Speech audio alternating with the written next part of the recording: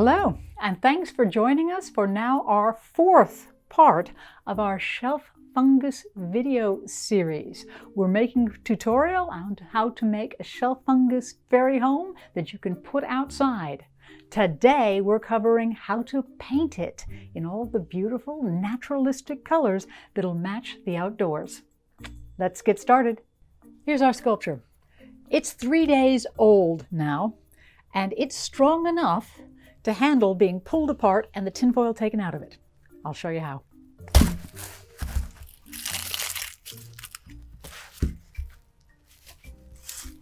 Take a pair of pliers, drive it into the tinfoil, and spin it and start pulling stuff out. The tinfoil compresses around the needle nose. This will take some time.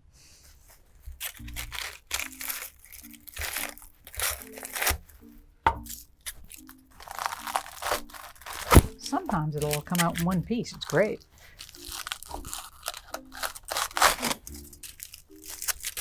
Oh, you might be able to get it up quick. One marvelous thing about a sculpture like this, you have access to the inside. You can do your paint tests on the inside. Check your colors first. Sometimes it gets into areas you can't reach. You just leave it in.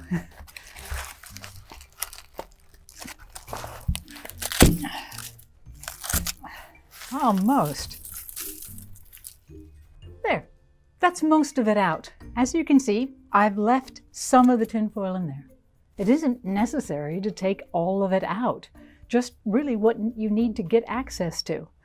What will happen is in a couple of decades, this tinfoil will corrode to being a gray ash. I really don't care about that at that point. So that's good enough for this sculpture. We have now disemboweled all the tinfoil out of our two sculptures.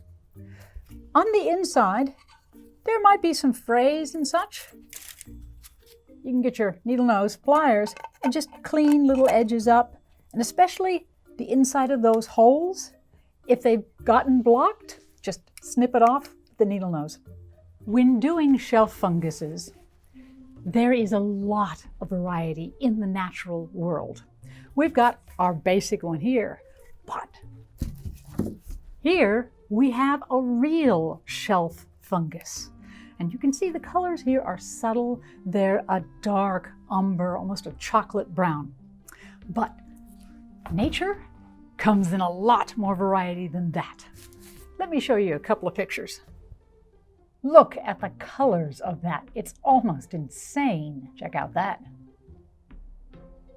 So shelf fungus can come in the same colors that coral in the Great Barrier Reef come in. But for today, we're going to concentrate on doing a subtler color palette. I like this. There's these subtle hints of cinnamon and nutmeg, and they're just these lovely pale cream colors. That's the type we'll make today with maybe a little touch of eccentricity. We're going to paint our shelf fungus now. We use a limited array of colors to match this little guy. And I'm going to show a technique, and that is to go over the widest space possible. We will start with white. These are concrete stains because there is Portland cement inside of this. Portland cement and various cementitious bodies act like watercolor paper. So you paint them as if you were a watercolor artist. We don't prime this surface at all. We're just going to paint straight onto it, and these paints, these stains, truly, will sink into the surface just like a good watercolor paper. I know a lot of people love to work on a small palette. I don't. So we're going to take paint and we're going to put it right on the tabletop. Yellow or white. Yellow gets me some distance between all of these. Green, the best color. This is called fawn. It's a lovely, lovely dark chocolate color. Red. And finally, real dark chocolate. There, we now have an array. We have water. We've got really tattered brushes because we don't care. This method of painting can be a little messy.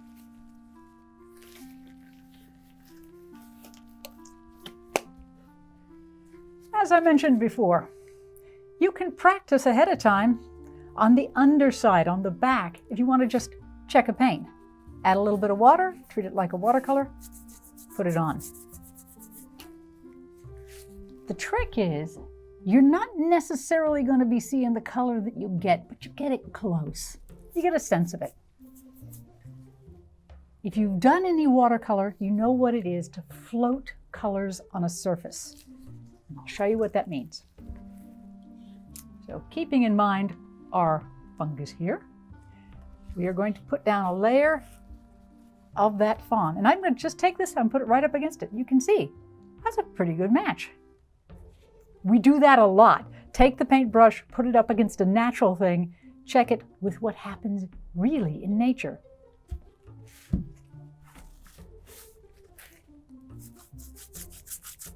Add a little bit of water. Now I'm going to float that color.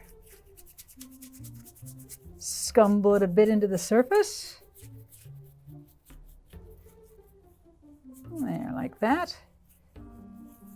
Then add a little bit of brown. And here's a trick. Reach over, grab a tiny bit of white, and then add a bit of blurring. Add some darks. And I'm floating those colors on the surface like this. Following those lines. And that will give you a perfect blend. You can make this look really wild. And honest to God, it'll dull and soften down remarkably. There. Ta-da! That's a good start. Now I'm going to change colors. Going to grab some red. Oh, there. Dry the brush. Bit of water. Add some red. Grab some white. More red. Oh, nice orange. I like that. This is pretty wet. We want it wet because again, we'll add, that's too big a brush. Let's shrink that brush. Nope, too small. We'll go back to this one.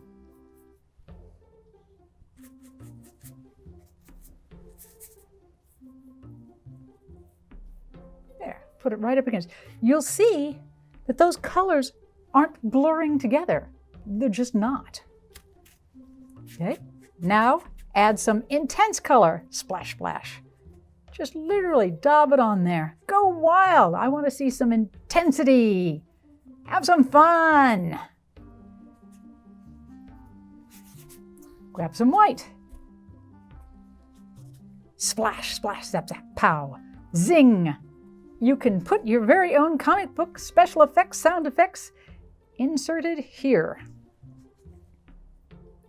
There, that's kind of fun. Now let's blur them a little bit, like so. Okay. Oh, I know what I'm going to do. I'm going to do a fawn edge here. Add a bit more water. Again, treat it like watercolors. There should be a lot of water. You can see that stuff is still floating. I can add colors even back up into this area because it's still wet. There. Okay. Add a little bit of that white into that brown edge. Like that. Just randomly. Have some fun. That looks kind of fun. I like that. At this point, I'm going to put a red edge, and then the whole rest of that will go white. Add a nice red, white. When I'm doing this first mix, I'm making essentially a 50-50 red and white. So when this goes down, it adds all the midtones found between those two colors.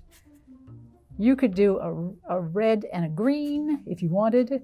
You could do a blue and a green. Just equally add the two colors to give you that. So when you add the hot reds on top, your splash, splash, splash, really hot reds. They're hot reds, hot reds, hot reds. And then you add brilliant whites. Brilliant, brilliant whites. White, white, white, white, white, white, white. They will harmonize. We love this technique. Ta-da! Hey, that's looking pretty slick. I like that. Last thing, I would like to have a creamy white edge. Now, cream is a lovely color between white, brown, come on, brown, and a touch of yellow. There, lovely cream. So this time I have three colors all equally put in. We're just going to paint that on.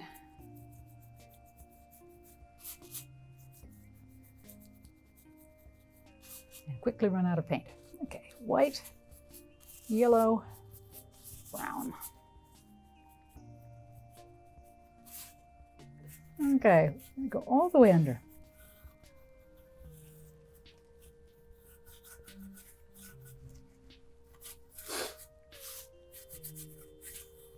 Now, same rules as before. I'm going to take an intense white and now splash that on in a couple of areas. Then I'm going to take an intense yellow and I'm going to splash that on in a couple of areas. And I don't want to add the brown. That might make it too dark. Let's go back to just doing white. Okay, again, pure whites. That'll look very, very pretty. On the backs of sculptures, this is that dark chocolate. I'm just going to paint them a little dark because you shouldn't have areas that might be seen any color that is just plain material. Our top is now half finished painting. This must dry and then we'll add an aging wash to it. That looks pretty cool. Here we have the base. On the underside of Shelf Fungus, this here, this brilliant white, is the most common color, but I find that a little bright. So I am going to shift and age it over to something closer to this cream, which happens to be the same color we put on before. Get a whole bunch of it on there. White, yellow. Grab our fungus. Is that my color? That sure is awfully close. I could go a little wider. Yep, there we go. See? That's near to match.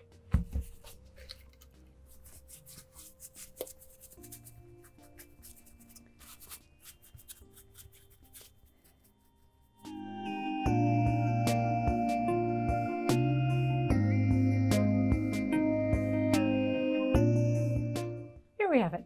It's now painted, but one color is boring. Just as before, we're going to grab some of our purer colors and put it, I want a little on the side here. Maybe in that groove, maybe down there. I like darkening the edges of sculptures because it makes it look, it's like trompe-l'oeil. It makes it look more round if you darken those and add slight color change, a bit more white on the fronts. There, we now have, it's a variegated base coat. Yes, it is all one coat, but there's brown darks on the edges and whites in the middle, so there are tones changing on the surface. We now let this dry, and we also give it an aging wash. So let me get a hairdryer and dry these off. I've just got the coat on here. I need this layer dry before I can put an aging wash on it. I don't want those two layers to blend. So, hair dryer.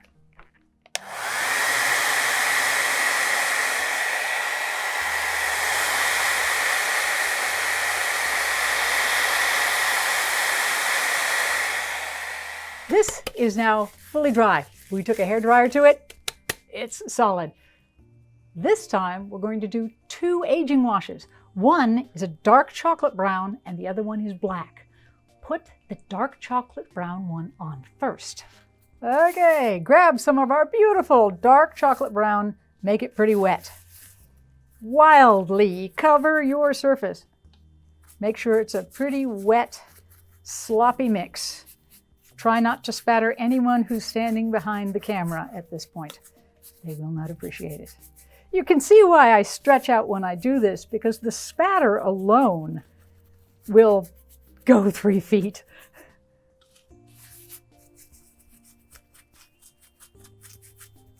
There. There, we've now got that. We're going to dab it off. But here's something. Don't use a terry cloth. Use a smooth cloth. Don't rub. Tap lightly. You see how that leaves a very organic surface? Isn't that pretty? I like that. I'm going to add a little bit more dark up in that ridge here. I'm going to just float some more color on there.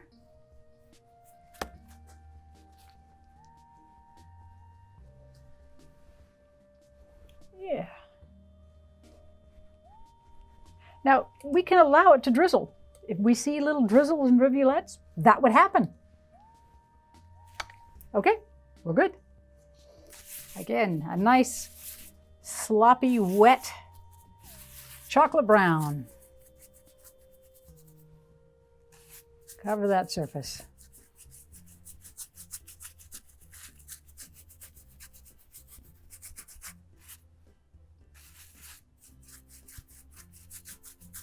Drive it into all of that detail. This color will richen, deepen all the other existent colors on here.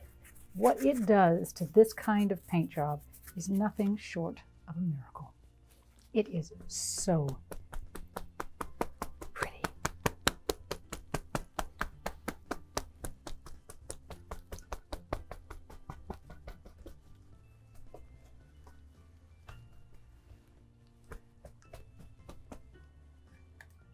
That's sweet.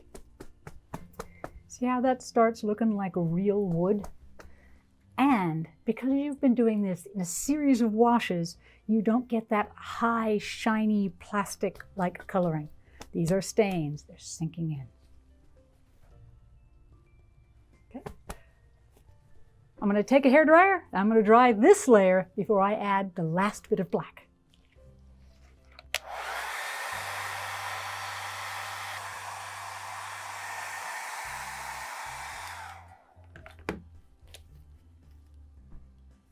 Here are our 2 pieces. Now they do look good, but you must add black, because if you don't, the moment you take this out into nature, it will end up looking flat. You've got to have somewhere on a sculpture like this, true black. Black can totally overpower your piece.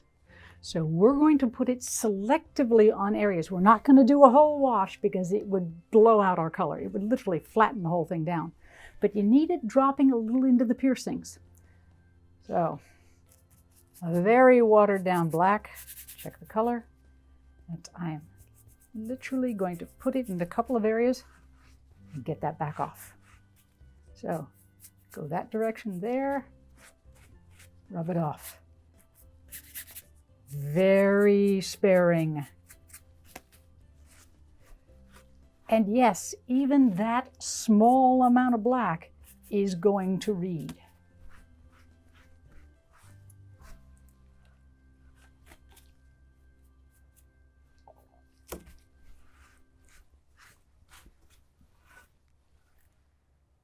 Okay, I like that. Same thing here. Gotta have black in there somewhere. Now, I know that if you see a real shelf fungus, you'll go, hey, there isn't a lot of true black, especially under there. And, well, there is.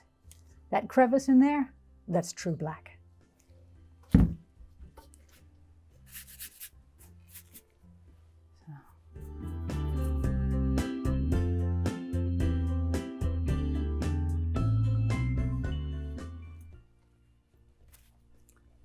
We're nearly there. This now has that subtle partial black wash. The last thing we do to tie everything together is a spatter coat. We put our sculptures together like this. Beautiful, eh? And now 3 coats of spatter, real quick. Grab some white, grab some fawn, grab some yellow. We've made this color before. Whoops, a little heavy.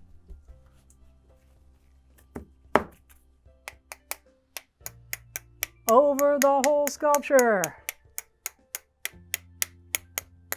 Okay, now darken it. Change that color just a little bit to a nice brown.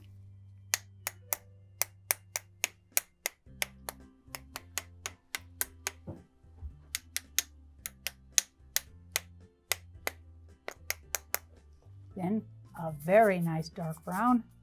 I think we might just use near pure color. Yep.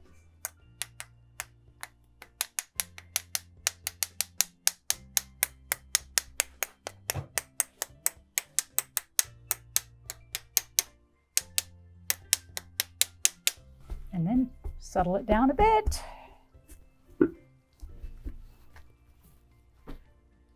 You can keep going with the spatter technique. If I wanted to add, say, a look of a subtle meniscus of moss, I would take a green, yellow, and white.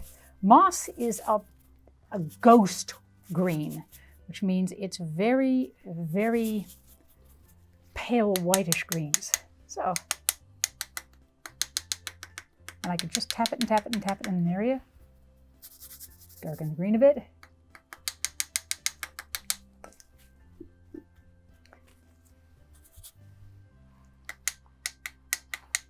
And it will look as if moss has been speckling and growing. And one final trick. You see that little red in there? Add a teeny bit of red to that color because moss has a slight orange color to it. Ta-da! We have a beautiful shelf fungus home. The next couple of minutes are dry. And we can put this outside directly now. We can put it outside, and these colors are going to last a couple of years. If you want these colors to last a little bit longer, like 2 or 3 decades, do put a sealant on it. The sealant can only be put on when the underlying Pal Tiya is 28 days old. Otherwise, there's still moisture happening in the crystalline structure, and you have to wait till that crystalline growth has stopped. Then seal all you want.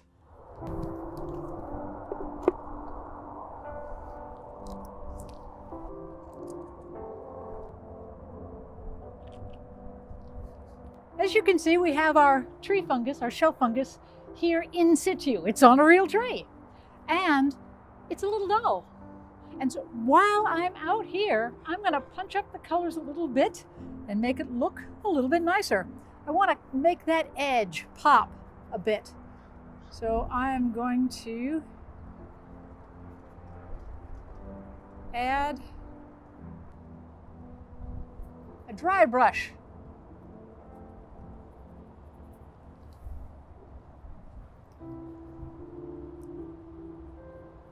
And maybe a little. That's a lot more pretty.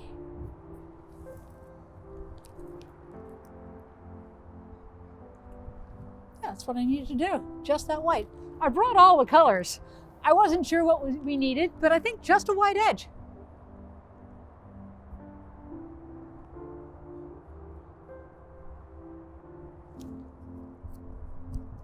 A like that. I'm bringing the colors in out of the tree. Something else we can do to make it look better. Just dirt, because the top of shelf fungus collect a lot of dirt and needles and stuff. I wish we had some needles here, because all this stuff like this that drops onto a tree, I'm used to there being like a mass of needles on the ground. We don't have them here.